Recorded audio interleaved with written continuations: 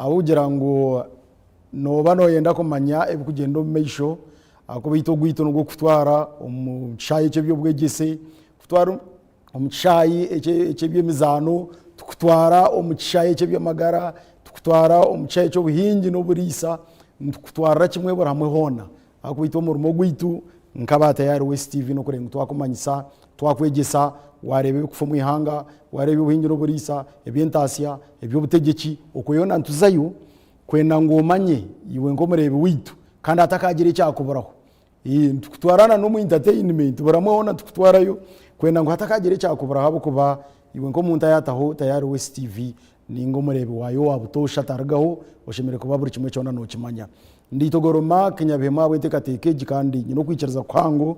ngo riyakusheshera buhoro kuno baratakusheshera buhoro yongere kwe kwasa mukama kwa mukama nuwe kamara byona nuwe arukumanya abwaki ebintu bimwe ne bibaho ngo kutukuba ntubireba abaferirwe mukama bagumye umbwiro wo bugumangine kandi abatungire birungi nimwe mazima ntubashemererwaho ni byinji ebiriyo bigendo meisho omuyihanga eritori ya Uganda mwena nensi yona mwene mwari ebyo ni nebyo butegeki ibindi nebyo buhingi no burisa nibinje biriyo bigendo meisho omuyihanga mwene tujaka abantu reba aha itekeri bayembeta the protection of sovereignty a bill ribago kunka ishikango parliament ehingwize aza parliament ko kuhinguza haro process ndijo kuhinduka iteka hate byona tujaka abantu bimanya izoberi tujaka abantu manya bwe oburebere ribago rahabiri harumuki abwa kirgambisa abanya Uganda ebigambo byingi abwa chabiroho abamwe abagizire ngo bariyetegerize munonga abagizire ngo ryahinduka rititeka no bwoki abamwe bajyangwa ibamba bambe twagwerwa kagwe so ntujaka abantu reba bwanyuma ya parliament kurihinguza nicyo kikuzagarakaho ryahindukira iteka n'ingari kiryibago abo ko tukareba president Yoweri Kaguta Museveni arukujya atebimo ebinabahabwire kutekamo tumurabitiremo mbwenu barihingwize bahereze garramu president yagambere abo ko banabwe ndabasaka ko president aratera inkuri abanya Uganda bakaryetegereza abariyo no barihinguza nubo bariyetegerize bonka ninga nabo haraba tari yaritegereze ntujaka abantu ongera kumanya byona abo kuba unareta no mukugu akano munshongezi kandi ogu ni deputy dean of RDCs mu Uganda yona mbamwita Moses mfachenanye omujugujugu Moses so kandi ishikango no lawyer yotendekirwe council prida so ntujaka abantu reba itekeri abwacha abanya Uganda behanikire metama mbwene ubwo emetama igarikira hansi ati bahumwire ninga nabwo bagira ngo twagwerwa ako babagizire ngo arushonshoro cyo beburumu obeburi ngo ufiteganisa abanya Uganda ngobo bagarikire babwihamu ngo bushonshoro cinka kashonshoro cyako kugira ngo washora ya Uganda notakira umunya Uganda you cease to be a citizen of Uganda so ngwe byona emwe babyihiremo na nebikwata finances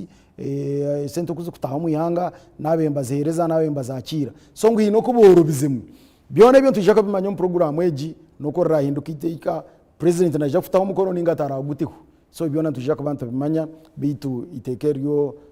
parliament niyo kwinguza amateka president akataha mu kono nakwakira Moses yakora ariyo gari natureba tutandikiraho program bo bari munonga munywani wanje Mark Governor Itogoro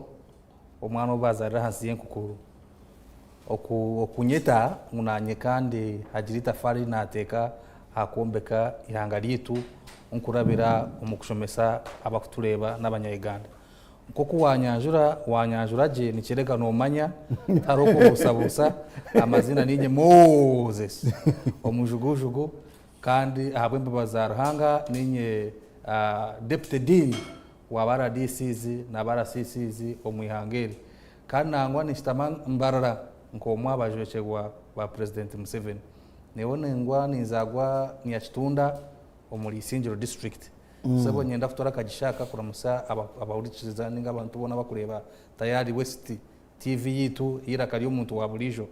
yenda kwebaza sebo na management yona okutera huko platform ahito kubasa kurabira kugira ngo twashomesa abanya-Uganda omumbera yabo byo butegetsi ebyamagara ebyo bwegese byona mwe bari munonga mutekansa program oza kunkiza nanye nkwegiteho ansasire omunya-Uganda wena abatse kutungwa obuzibu bwakireho abafuneza butandu abajaha bitanda abakushasha obuzibu bono obukireho nitushabanga ruhanga kandi omuhanji wabyona abagumye kandi mwabarwire abayambe mukire juba mwabaferirwe nitushasha nimwe tongera kushaba ruhanga nimwe abakwatireho mutegansa program bagira ngo ahekibikire ikintu gikiburaho onkirize kandi nyegita byabo abatungire birungi byona abase kutera imbaga abase kushwera abase kugura kataka abase kugura kamoto buri kintu cyone cyo kireho nenda kwibarizaho ruhanga kugira ngo mukamasimu abwe birungi ebyo kiro mutegansa program wike kwija hariyo public holiday yo kabiri public holiday jo neyo kuza kurahiza president wihanga elect kandi nyine w'amashemerwa minji nyine amatwenge minji ago kugira ngo ebiro 15 byo kubanza tukacera abanyarwanda twaza kutera karuru twasharamu twena twakashuka president Museveni twamuha 71% mbone ro akabiri naza kuba narahira nyenda kosa akagishaka ka tayari west okweto mu Uganda wena okwija kororo ebiri 12 byo kwa katano oro akabiri mwije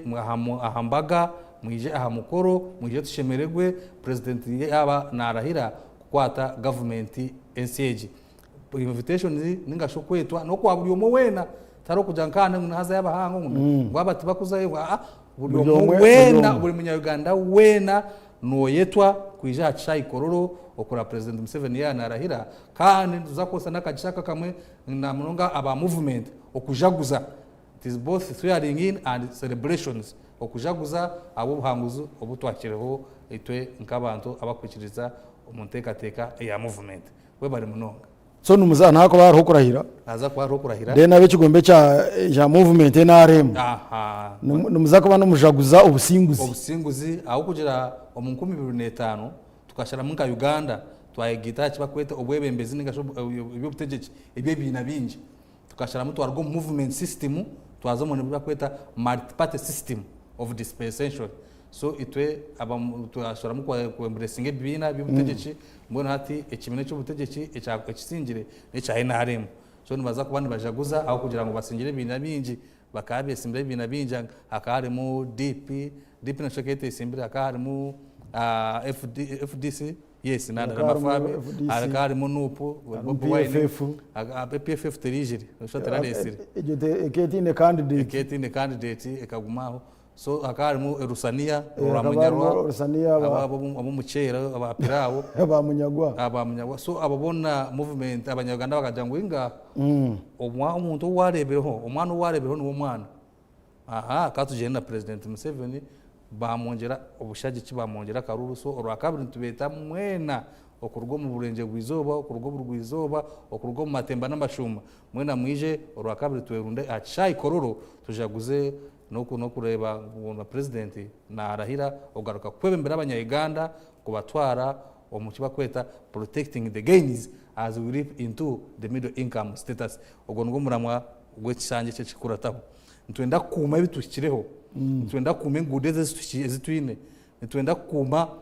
AZAM TV agazitwine ngeje yindiho ntwenda kuma obusinjo butwine ntwenda kuma entezite zitwine ntwenda kuma amashanyarazi gitagitwine amiza ebirungi byone bitwine ntwenda ngutubikume aza tongereho turi ngutwazo nchiba kweta middle income status na kucenga kuyiha mutegansa program nenkora yanje okugamba habuntu busha tutakagera mu by'ubutegeje icyo kubanza cyabibona no kutera umuranga gw'abantu gukora abantu bakore bantu mwenda kubatera umuranga embera nungiyo yo kwegomba kuzamo hino kuza kugitekamo kuyaho iwe wenka washaramu utenda kuza good life wo washaramu utenda kunyenda kukozo umunsi ensubize government gwo ne gukora eteka kiba kweta development iwe cha umugo gwawo nko munya-Uganda nuko gukora kiba kweta wealth ningashi obugiga enkura kunana n'itwena konko bugeiga n'umuntu so government yene kura ekikozero gwayo enkura kura negitireho amashanyarazi biramuhondagaruho mu ihanga ryona buri district ina amashanyarazi buri district connected border to border so obonu wo bugeiga n'ubukiri entungu entungu konkati twenda ingwe nko munya Uganda okosora ugudo rubakozire kugira ngo ogiga hari kurango wateka honke mundi zawe wazitwara umukatari wateka hamategawe wagatwara umukatari wateka hekintu cyone kikurango kikureteza entasya ni wa muheru bana bagamba ngo Uganda nengiga ni wojoti nambazi banengiga abo kuba nanye yo mugiga nanye nemwe cyanje abanya Uganda batera umuranga muzokora ecyakabwe mutegasa program neshonga ya sirimu akakoko ka sirimu twino murabo kugira ngo twenda by 2030 2023 sirimu ebetu yahwire mu Uganda mutegasa program na munonga umulimbarara niyo kiziho kugira sirimu bicyuka birukubi umulingo umuhango gusirime kuraba mutwe na ntugumanya no bushambane oyire haba bacaba kuzarura nayo konka bingi bona sirimu babanza bashemerwa babanza bazo mushemerwa so tutabe tushaho mu Uganda ngo turukizo kutureba ngo nakweshengereza iroko zo kwekebeza orebe amagara ko kugemerire wabanu orwire ozo kumira umire mbazi ozo ARVs ojimira ko kwabashaho bakugambira kandi watakarurire nyabura we yirindo takarwara okorota ebintu bishatu ABC 1 abstinence oyerinde okuzo mbonano okoyirinde okuzo mu nkoleriya y'abantu abakuzire ebyo mbonano byerinde ecyakabiri be faithful wabere mu giga nkabaka itogoro wagize emyaka yo kweshadiraho emyaka 10 yiguru ofuna umukundwa wawe omwe kandi obo mwesigwa utamuchitinga na watakuchitinga then ecyakashibishatu ebakose si condoms aba bacheta kalinda bomezi mukose obupira watakubasa kwerinda watakubasa kwa faithful at least kozisa akapira konke byona bishatu pira kureme naza kurugamu D ABC kera kureme narugamu D ekibakweta death noza kufa tuzakushasha nkihanga utwafego umuntu tuzakurira tukuzice konka no wafego magaragawo so nahabwe cyo tubashabanya Uganda mwekebeze kandi mwirinde akakoko ka sirimu ndena cyaha muheru muhagire government muhaje program zayo kandi mureke mwaziganirwa mu government ejene programs nyingi sanani banye naka nkesha yibirizo na kuzigamba zaguro esenzi z'abacara bari mu business za PDM buri parish president Museveni na watashemererwe munonga yagira ngo wabo kugira ngo abana Uganda barebere batanga kukurgo okukorera kidaconka kuzo mu sente ne sente yazongera buri parish baze hari miliyoni 10 baziteka hari miliyoni 200 buri parish abo mutawune zibakweta wards baziteka hari miliyoni 300 rutwenda gutwena tuzo munsi kwesubiza tureke korera kidaconka oboine akasente omunsha so mu embracing government program mwe batari basize kushoma ariko bakweta presidential skills hubs buri region eriyo umunyeto wena zayo okumanya bakomanyirivu then Bwanyima wano ushobora bakwase ntandikwa nozo kurango kuwayombeka ihanga lyawe emyoga eriyo bibyenje byinshi nkasa kumara ebyo tubyandetera izoba kungana naco nkirabe hano wena ngo warabye mbweno ndabye mumanya Uganda bamanyicyo kureba tayari west so bari munonga se umuteka za program yabara munonga yari natureba ogwe ni deputy dean of RDCs kandi jikango nabwe najwe cyara president wo muri Mbarara district bamwita Moses unga Moses homujugujugu mfake nanye nuwe tuyino mu studios ogu nomwe abakugu mu bintu bitari bimwe na bimwe kandi ashomera amateka mbwenu tuzakureba ebyayenda ngo ubanze wabimanya akuba yazombiye amagara yazombiye ntunguka yazomunshonga za NRM akwa nicyo kigombe cye yakayaza level yihanga naho yagambayo mbwenu ntuzagamba nshonga equatorial na the protection of the sovereignty bill ejo niye hinguzibwe parliament umujugujugu itekera abanyayuganda bari yetegerize ningate bari yetegerize we bari munonga mutegansa program nyoni injira okundebere enduru nejugera abanyayuganda tubafune chance kwetegereza itekere tibaryetegereza abo kuba ko hano oreba abantu bakane bahakana batine kumanya other little knowledge is worse than no knowledge at all. Shanga umuntu atagasizeho atahireje ubwo nari mubi munonga ku kirogo otine cyari kumanya so nko kuwagamba nyonga shunka mu amateka Makerere University one of the leading law schools in the whole of Africa so ni manya ibintu by'amateka kandi abantu ba ajuwinga na hurukushasha kwa mana one the protection of sovereignty bill ni kimanyisa gusharamu okuma obwetegeki bwitu itwe nkaba abanya-Uganda niyo spirit yayo asi yabira spirit yeyo yabira iteka ahabwachi baliresiri aho ntunkabire ngenda ngutandise mutekansa program one oreba awashomera constitutional history n'abashomera history nibamanya ngo omujungu tarifa kunziro mwiragujo tikikabahoga uwo munyagana ngenda kugambire tihine obuli wimukaka sheshe ngo bwashesha ngo mujungu yaje ngo nakunda umwiragujo tikiribaho oba tukamukoraki oba tukarya cyeye konga botari tukunda konga nyo ninjira nitima omujungu ayinitima ryamani narebo bugiga obu Africa yine areba ebirunje biri muri Africa atwata rwitima kugira ngo wabo tibabine ruhanga kabacena abo mitima yabo mibi so batwata rwitima so mujungu wena hata taenda Africa yo mu mirembe na tekwa kore chikubasika chona kureka haza obutabanguko muri Africa abasokosa akira ku bantu babiyo mutabanguko bashahure yo bwiga bitu hati nibaraka oiro kitu karyaha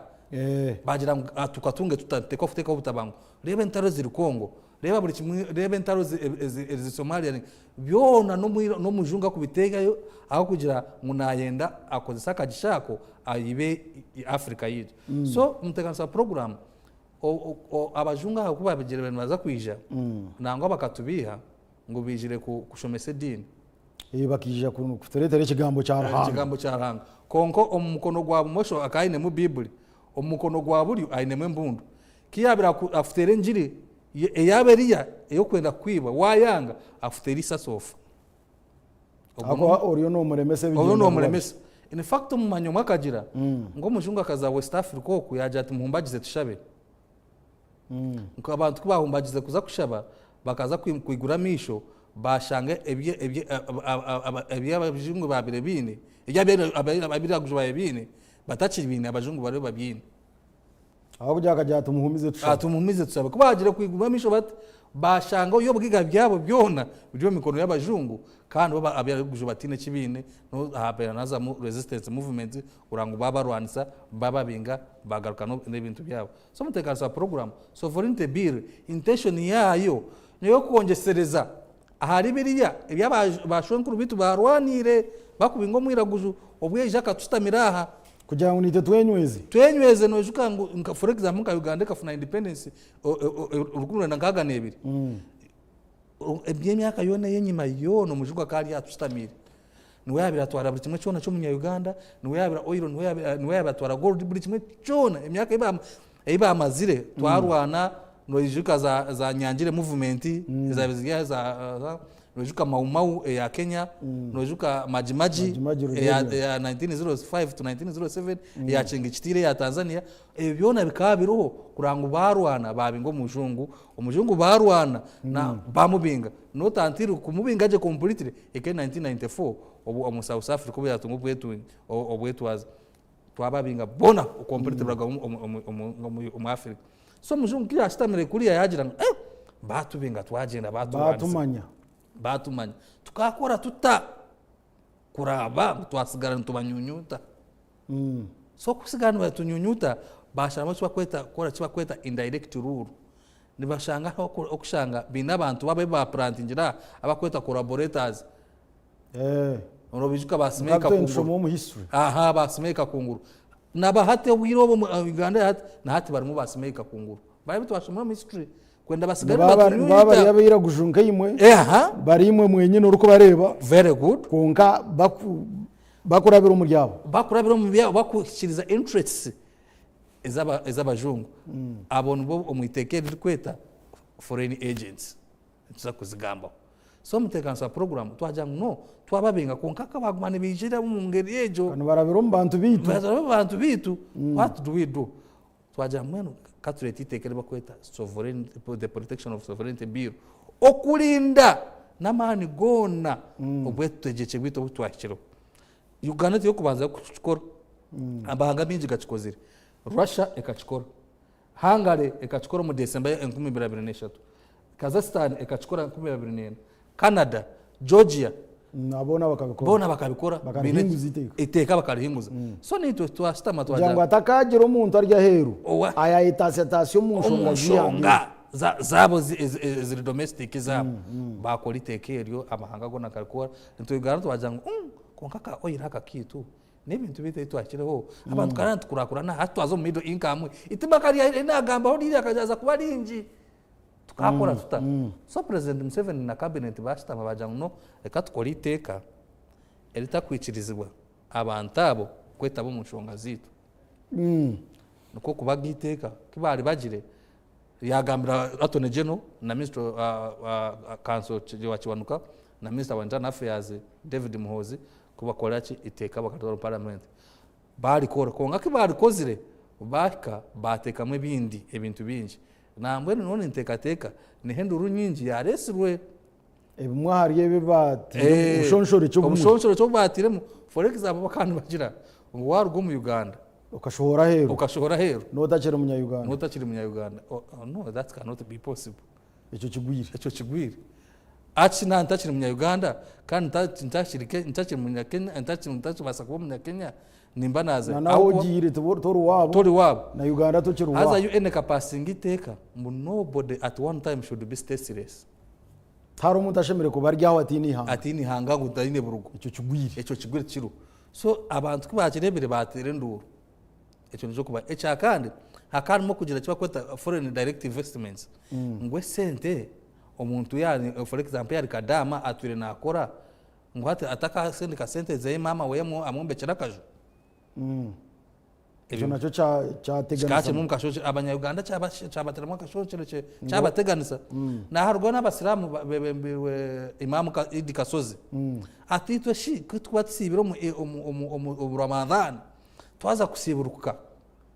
aba Pakistan banga batusincire micere batsinshaka sente zo kubaga n'imbuzi kana amazimane bikora nimba mu mizityo no mihangari won kandi cyo tutorengaye ukabira mu kashonchereje Bank of Uganda yijiramo so ebyona kibabirebere president Museveni yarwo yajata ate bimwe kandi arabibagambye ndeba akatandika good evening ladies and gentlemen especially countrymen especially the Bazukuru I have had orwari kerere enduru erikwata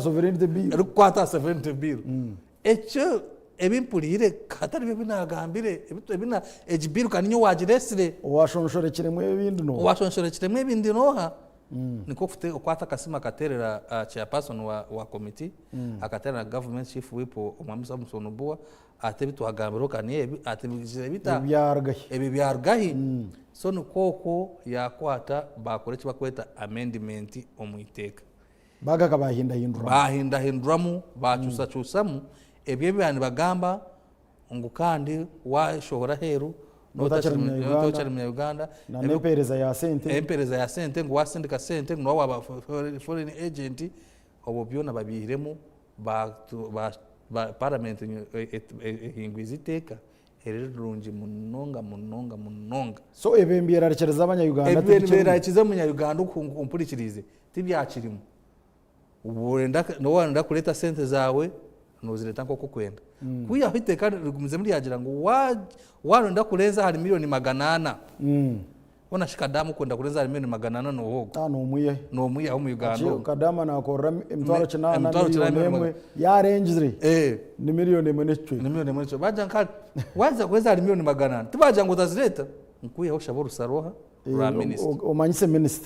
minister olienda kuleta mbwenu nizanje nizirenga 400 ezikuza kwija ndio milioni 10 nizo milioni 10 otimbwenu nenda kumanyisaho nizakorekera neza kandi nzihirana na period tibakuza kugira ngo utazileta munenga konko wanda kusindika milioni 3 zawe miliyoni zisene ko kwenda abantu bakombekera bagura amataka natwara tugenda so mutekanisa program nyenda kwamiza umunya-Uganda onto ine kwesima itekeri baresire niriyambiwe abo kubakataba nimyambo umunya-Uganda twenda ku protect nko kunagamba okulinda independence yitu tukaguma twemerire tutina twasira muto ati no kuteganiza hako muteganisa program cyo ne kumanya no munya-Uganda cyo ne kumanya kakuza ho butabanko mu Uganda niwo kufero naza muduka abanya-Uganda tukwenda kubagambira babirebire entaro bazirebire mu Uganda abantu abafire rwe tukabareba amina abantu abiyahise tukabareba actually tuga Uganda tukafuna gahugana cyo kweta peaceful transfer of power from one president to another. President Museveni wabanze kuchikora mu myaka 500 kuranga Uganda is at peace from border to border. Border to border Uganda is very peaceful. So we are saying abantu bari envious beinitman bareba tu amari myaka 40 tujyo mu ihorere tukurakurana twazo mu middle income baja intelligence yajangwa abantu abakana basa kutupuraningira bataka tupuraningira tukatkoreke twaje twayetere ekijinji nako kurabya mu itekeri rirabizemu parliamentary hingwize kandi hate cyawo ekikuburaho n'ibintu bibiri byonka one kurukeza kwingura iteka nko kukwerinhingwize aho kwa umunyaganda inde kubanza yakimanya uno mugaga wa parliament ukora amateka ikurabira mu article 79 of the constitution as a constitution ni jana yaha tuza kusokira no bashomera article 79 negira mu muga gwa parliament kuhinguza amateka gabaga kagarake kuhinguza amateka ni kugira gute ni kugira 79 functions of parliament. One, subject to the provision of this constitution, parliament shall have power to make laws on any matter for peace, order, development, and good governance of Uganda. Sovereignty bill negwa for order and peace. So no muga gwa parliament ukoleche ko kweza kuchikora parliament kandi erisindika owa president Museveni akoleche bakweta not president Museveni parliament ko kweza erisindika wa president rekandeke kosa president Museveni rizowa president akoleche bakweta presidential assent yichirizingana naryo agurambika umukono agurambika yati yichirizingana hino wayiro bwati yichirizingana nabo the president aona akora report hajati well anti mwari sindikiteka atkonka kantu akana naka kashamire kwindukamo kati nakati konka be niteka arigarurayo barigaruro parliament garuke chitama baritisa babu considering nangwaro aho singa parliament yabigarurayo parliament kandi gashwe karugarura ata ndabamo automatic yaba usinge communication na president atatiro mukono niraba mwiteka konka luckily enough we have not had that precedent in Uganda konkiteka n'ukuri kugira yaba usinga parliament kugarura president akuru usinge muri azar heriyo neza kubaho ya nanka ne ya eje itekereria aho president ati ruba usingire emerundi nkebi eritekerie nanka ne mishara eriyo harmonization bill kujangu emishara y'abanyayuganda. Actually twine president I'm sorry to say ya parliament taxation of parliament members ba parliament kubiyaho umushoro bakahinguzite kango batabiyaho che umushoro ngire bwa kadaga bartoro president yanga atanu bagubiyaho ni bagubiyaho bargarayo nawe yargamano so ya bouncing emirundi 3 biteka direct so muteka program konkane teka ngweri tira bouncing so president Museveni azafuteka cyo bakweta umukono agurambikaho akurabira mu iteka bakweta article 98 abwo constitutional obuyizo buyampire nabo burunji bwihanga itekere narirabyamo kakweza kurirabyamo ati yatekaho umukono ati karani wa parliamentary yakira bari gazetting bariteka mu cyapa cha government to mu cyape chango Uganda Gazette iteka ribiteka aho nto hakwijira ritandika gukora nko kwenda kushobora no mu Uganda ahabwaci section 6 ya Penal Code Act negira ignorance of the law is not defense wiwo butamanya amateka kwiyaho rubanje enshonga ninkishatu echo kubancabyona nibatekateka ngo ketaba omukutera karuru akasinikire member wa parliament parliament so echo tumanyisa ngo nibo participating kandi ko kumusindika tumanyisa ngo participating kandi ho tutekateka member wa parliament takutwara bitekateko biyenko umuntu natwara by'abantu byaba bamuherize so ntekateka ngo naija kwebuzaho nuko iteka rukutekateka kongo bumwe tubakwebuza abantu echo ni hano eryo konga batekateka ngo nagaruka akwebuzaho ni oyetabamo in fact ngeri tekeri aba members ba parliament babire bayine kwebuza abantu bine kwijo mu constituency akebuza government ne proposing itekera neri ni iwe umwana wa Nyakitunda primary school umwana wa Bwanyima mugangoro umuntu wa Kashari umuntu wa Bwizibwera ibona utigamba hoki then akunganye bitekateke ebyo abireton for of parliament ati nyoka injiro mbantu ba Bwizibwera kinjiro mbantu bibanda kinjiro mbantu ba Kapchorwa ayi mwansindikire abansindikira bagambire ekina neki so representation iteka nuko kugera ngo iwiwo muntu in fact nka hata ukuba rihingwize abanyishengero iteka ryo ndumanya ngo abantu no barihingwize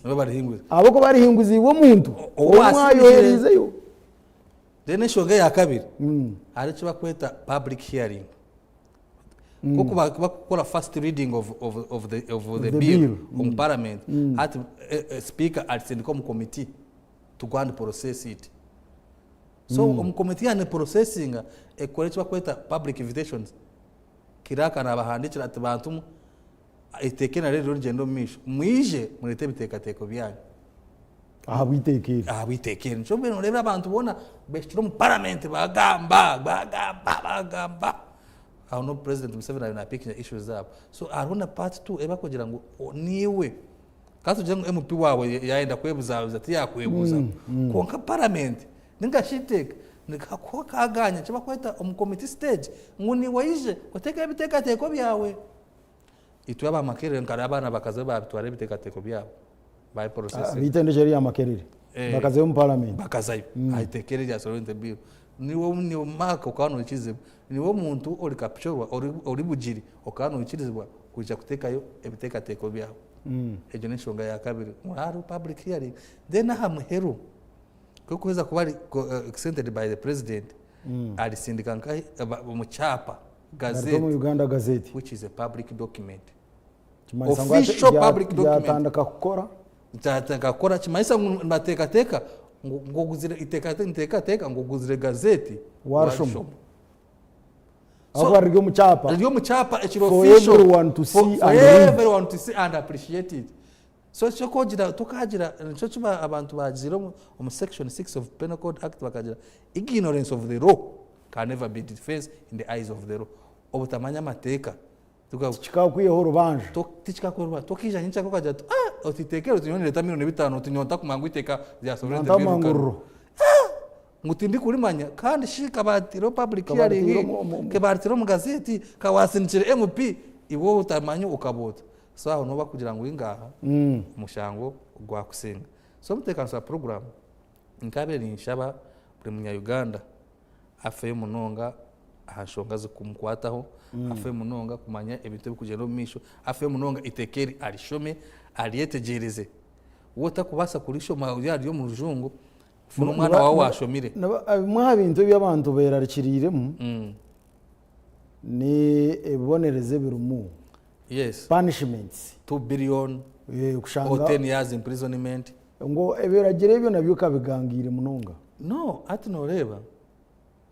jangu bakwato henzira itekeri ngaba futambuza sente bera mpango ushashore billion 2 ati no reba bakome myaka 10 no ningashi byona ninga byombiri babiteka no manya bwaci ni enshonga no kugira ngo twetaga mu Uganda ataketaba mu kwenda iteka okuba foreign agent ahwera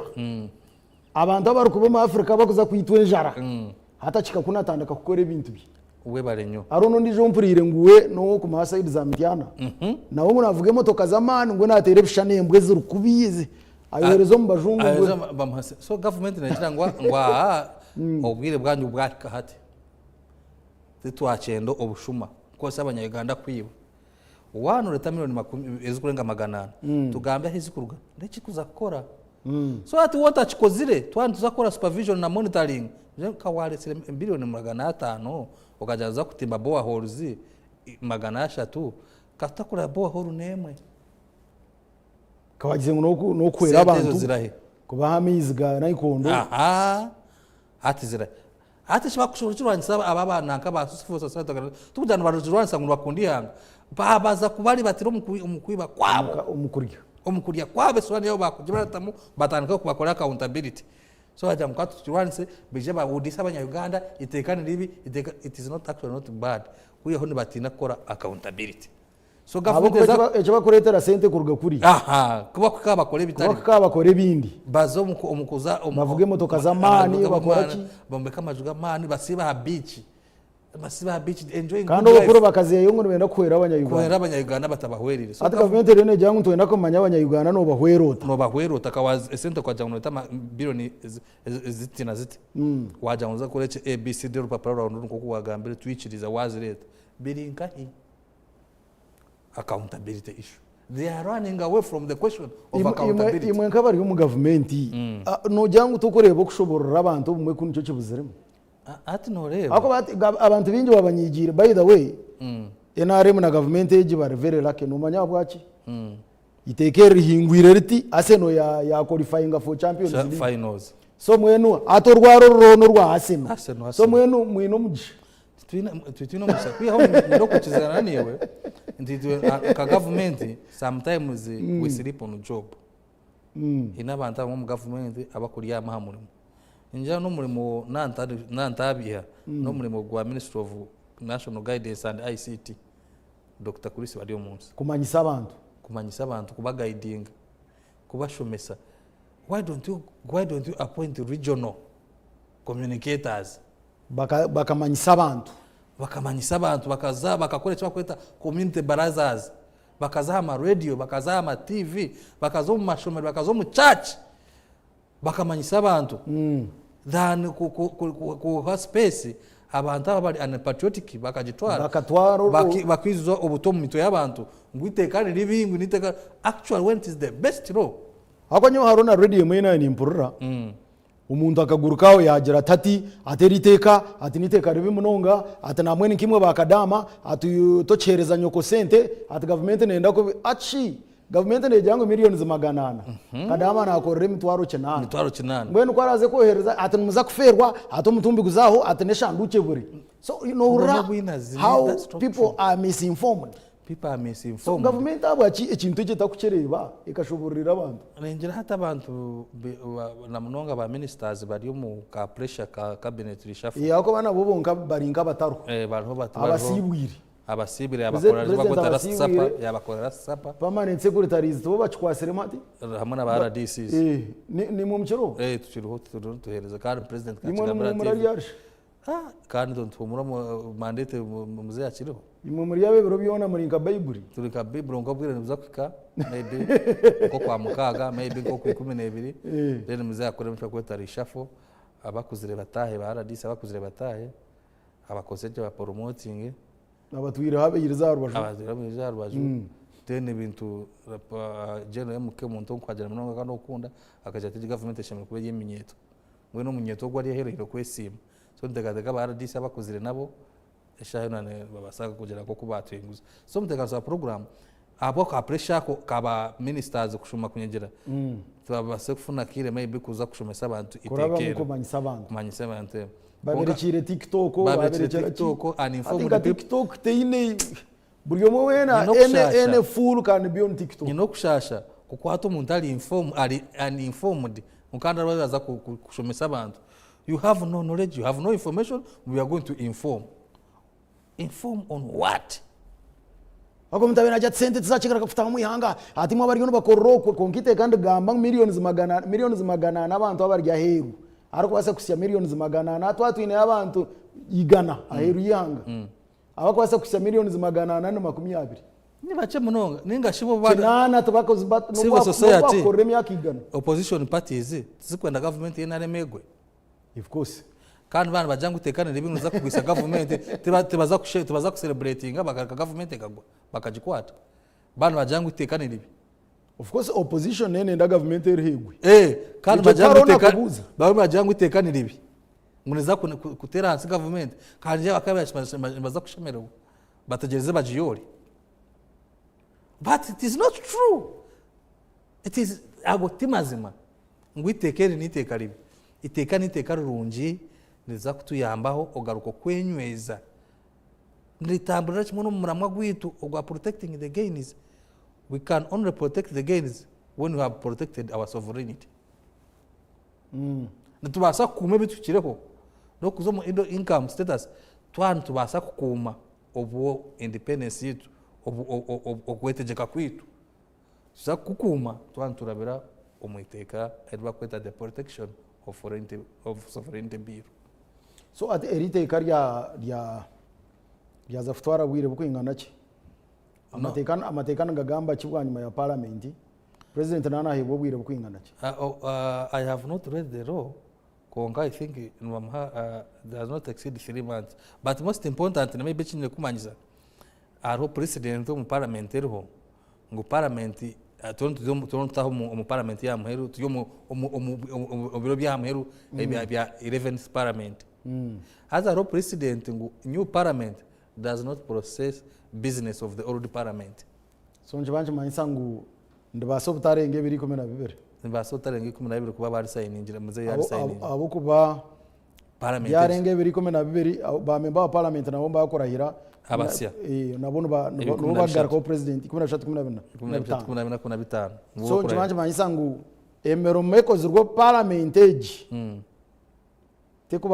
tekubasa kutahura parliament agency yikumini ibi. So njibanje manyisangu ero eshayona nagurambikaho ene ma event atabaza kushora studios asa kushanga yagurambikiro ahubwo he has up to that time of 12 kugira ngo parliament yese yaza kutahamu business yone ya old parliament ya 11th parliament ebe yahwira ko haro president ekwereka ngo tibakwa nojuka itekali ya Jacob boranya na Kadaga kebya nakire bajangno new parliament new things new vibe ebyira safari na muzigo. So I think president ine up to 12 okurambika ho mukono bakateko mu gazeti twabanya-Uganda tukaza street kushemerewa aho kugira ngo tuza kuma ebintu bitu ebitukiro namazima iwariyo natureba tuine ogunoroya no prida kandi ni deputy dean novara DCs kandi ajwechara president yoreka kuta Museveni no muri Mbarara district omukuru mufakinanye omujugujugu Moses nuwe tuine mu studios kandi atuno tugamba nshongezi kwatene na sovereignty bill tuno tureba ahanshonga enshonga ezikwatirena niteka erihinguzibwe parliament eriya buri omwe aragambeke buri omwe nagambeke abo kubatari okumanyisibwa kwa mano kubire kuroho kandi government nticyongera kugihiga abwache abantu mutakubamanyisa akwata buri omwe nagambeke bintu mukaberekera aba TikTok mwaberekera aba social media buri omwe naza aba TikTok na social media haruho abantu bingi abatakwitegereza ni bingi hazaba kwehindura bakwitegereza umuntu nakera ngo mukasheshe ati nkitekere cyo kureberaho ni itekere ndigira ngo waza kufita sento mu ihanga wine kumanyisa minisa zanze renga miliyoni maganaka ana konko umuntu naza hari yagira ati atatogwe ati umuntu ati mwabazire atabina abana heru ati nemuntu wari kumitaza kwereza hachimazima ona tukureba aro misinformation ya man. So ntwenda kubamanyisa ngo iteka rihinguzibwe kandi nizo nshongezi twatiriyo tugambaho na deputy dean novara DCs ogunoroya mateka kagashoma yaga kukamu ya shoma na bakosi ya shoma buri kimwe cyona in fact nakore imirumo mingi imwe muri yejo no horerezana n'abantu nonga so nahorerezana n'abantu ako bashobangirirwa atakumanya kugenda mu misho bito turiyo ntenda twasigaze dakika nk'ibiri n'ingishatu azana nyenda ugere akagambo kamwe bubiri bushatu akora arekere umurebi wito wa tayari DStv we bara munongo tekanso program akagishaka wa mpogo no murundi nyenda kwebaza kuba patriotic wanu kugira ngo uwe no twaruvunanzi bwawe na management mwajango inga government kireta kozo umuntu wo kushomesa abantu icyo tukareta abantu bakashomesa abanyaganda we bare kombe kihangari yawe management ye bare kombe kihangari amwe bare kombe kihanga uya ho nyenda kushaba umurebi wa tayari DStv ntinyaburawe ni kushaba 2012 ija kororo achayi tujaguze president yanarahira akwata ekisanja cyehe cya mushanju akutwari henga mumisho ecyakanu tegansa program ntushaba abanya-Uganda abakutureba mugwe muri ya mutima bw'ensiri abo kwantu tugere kureba nambo ndebe deputy speaker Thomas Taibu hano aza kora cyo kweta malaria woko kuza kutambura akwereka abantu ngo mushaka gwenseri guciro kandi guita munonga actually ebya statistics nzereka abantu atawuna mwenda bulizo bana bafa mu Uganda abo mushija gwenseri abantu atawuna mwenda n'abantu bingi that is a calamity, that's a national crisis. So tukari tubashabanya Uganda mumwe mudiyame omutimba gwensiri then namwe hata abana bagarukira mu maka barujiro mu mashomero mukore kiba kweta balanced diet mubayambe mbaliseje ahubwo kwishomishomero guno shwana bacira kurya bihimba byongana kahunga ngenda kuba checking aho kuri ngenda kuba checking aho abana hati mbaho bwira bazire muhabazi abana banyo bwire mu making sure mwabalisa fruits make sure banyamizi mingi kwenda kuombeka immunity system abo kuba wota kozirecho kwenda ngo bahe ebijumake bibabidye emiyembe papara mechungwa noza ko bahero mu irwaro so mutekansa program kandi nshaba abanya-Uganda mureke ngo abana banyu mwabahakire mwabareberera ubwanyima umwana yari herefe nishaho yaboneza kuba herefe aho kwata kutwara munongo mu irwaro roza kutwara munongo kasente nkaguma mu mushaho umushaho nkaguma za kwata kwiruka munongo kutwara umwana mu irwaro okushuma kunyegera accident kanunga zaguma umushaho aho kugira ngo ofireyo wamuha balanced diet yayara mu katimba kensiri yanyamiza agatekire mbwenu ari magara marunje tone cyamwe mutekansa program nkabire ni shaba umunya-Uganda wena okukundi hangari kundi hanga patriotism noreba itekeri kukira yo mu Bible eri ruhanga yatusigire akurabira umwana wa Yesu Kristo nokundana akaja ati mukundane nko kuna abakunzire nimba shaba abanya-Uganda mukundane konga to kubasa ku umateka twine kiba kweta I think the section 29 of Sale of Goods and Supply of Services Act name that could non habit nguto kubasa kuhereza cyotini of course tokuza kuhereza umuntu rukundo ibotajini ni manyisa cyo muri yecho ni mwe abanya-Uganda mu gesere furavu banzo yo kunde nkiwe nko munya-Uganda oye feeling oye hureno oye matira then waweza kwekunda oyereberereje oyekunde onyweje uriameje urareje waheza kwekunda ni urukunde je yine ugiteka ari mutahi wawe namazima ahubwo wotine rukundo tokuza kuhereza rukundo kigumere kandi nahamwe ene cyamheru family constitution neje itwine objective 19 nere kugira ngo it shall be the role of the state to protect the family no manya abwashe a stable family means a stable nation mononga nishaba mukunda makaganyo mureberere amakaganyo aho rukundo yeri yo mu makaganyo nihanga niza kutebekana za kuja mu rukundo nebyo bice ubusinge bwa ruhango burengera kwekeza ko umuntu wena ugumweni mumwe n'abarebi ba Tayari TV West nibo mako wantayisa okuruga hati okisebiro byona amina ninye Moses omujugujugu and deputy dean wa RDCs na RCCs omuyangariona yabare munonga ntuje kwebaza bwakire kawe kandi tukubasa kurenga haha tukwebaza the deputy dean of RDCs akandi nabwe nashokera president mu district yambarara ntwenda kwebaza ijuka ngo roya council leader basa kumwete cyo rukwenda kumweta twatune tugamba the protection of the sovereignty bill twatune tureba bwanyuma ya parliament kugihinguza nicyo kikuzagarkaho abyone byo yabishobora atwagarka twagireba abwa cyabantu bebino kwerarekerera twicerezana ngo government ekozere cyangwa kushomesa abantu eberekire TikTok aba TikTok ari abantu binjya batakwetegereza uriya nari ya TikTok natakwetegereza takomeje kugenda mu misho aguruka hagambise bwagambe iki so nje kurebera abantu bamwe imitima bihanukire ko kuza TikTok ajya twagihwera so twagezeho kureba izo nshonga zona akandi tujaguma ntongera kuzireba mbweno onchereze nkangeranye baze jonana yabari ya kamera